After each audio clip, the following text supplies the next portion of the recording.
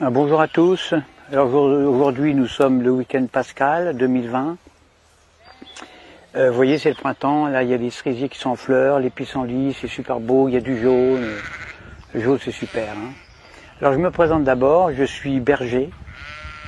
Je possède des milliers et des milliers de moutons qui m'obéissent au doigt et à l'œil, et aussi à la baguette. Mon rôle de bon pasteur est de les protéger avec amour, donc je les nourris bien, j'en prends soin. Un mouton, parce que je sais qu'un mouton bien élevé, élevé avec amour, eh bien c'est l'assurance d'obtenir une laine soyeuse, de qualité, et une viande fondante d'un goût incomparable. Ça c'est certain, moi j'aime mes moutons. Alors pourquoi mes moutons sont heureux, mais vraiment heureux quand je les tonds? Pourquoi est-ce qu'ils ne réagissent pas? Pourquoi est-ce qu'ils ne réagissent pas quand je les vaccine, quand je les sacrifie sur l'autel de la gastronomie? Il y a un mystère, il y a un mystère. Surtout quand on sait que moi, je suis qu'un petit bonhomme fragile, qui ne ferait pas le poids face à un mouton en colère, un seul mouton en colère. Un seul bélier peut me tuer d'un seul coup. Eh bien, le secret, le voici.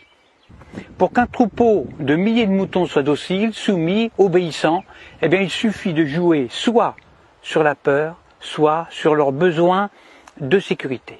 Exemple. Quand j'ai besoin de les tondre, ou de les vacciner, ou de les confiner, ou même de les mener à l'abattoir, eh bien, je leur crie « Attention, voilà un loup ! Il y a un gros loup !» Donc là, je joue sur la peur. « Courez vite dans la bergerie, allez vite, vite, vite, réfugiez-vous là-bas. » Besoin de sécurité. Et là, dans une psychose collective, où ils se piétinent les uns les autres, ils se carapatent tous dans la bergerie, sans même réfléchir, parce qu'ils sont heureux de se retrouver en sécurité, confinés dans la bergerie, loin des dents du loup. La peur court-circuite la réflexion.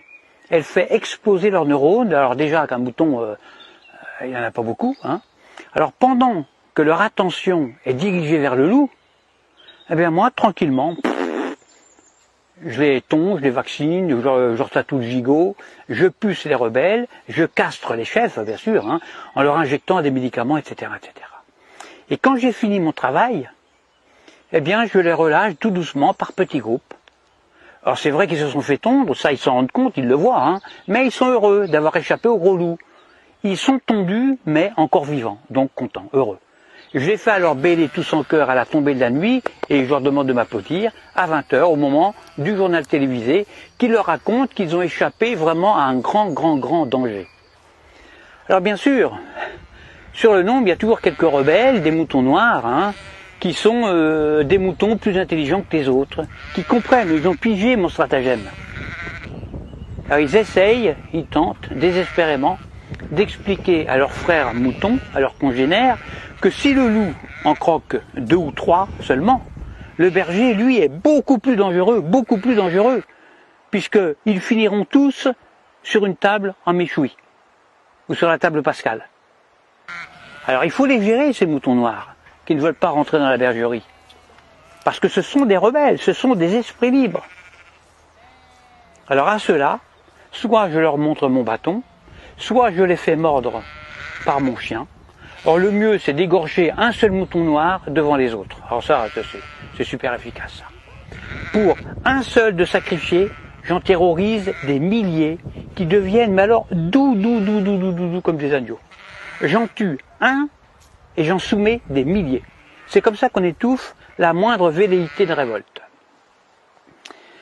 Alors, il y a de nombreux hommes politiques qui viennent me demander de les coacher, alors que moi je ne suis qu'un simple berger, je suis qu'un pauvre berger. Mais s'ils me le demandent, c'est justement parce qu'on peut utiliser ces méthodes, les méthodes de berger, chez des humains. En effet, la différence entre le comportement des moutons et celui des humains, eh bien c'est que justement, il n'y a aucune différence. C'est ça le secret. Le secret est là, il n'est pas ailleurs. Donc, quand on veut faire passer une loi impopulaire, qui ne fait pas plaisir, eh bien on le fait pendant que la population a peur. Par exemple, on parle de crise climatique, de crise de la dette, de crise financière, de tempête, de canicule, de terrorisme, de crise sanitaire, etc., etc.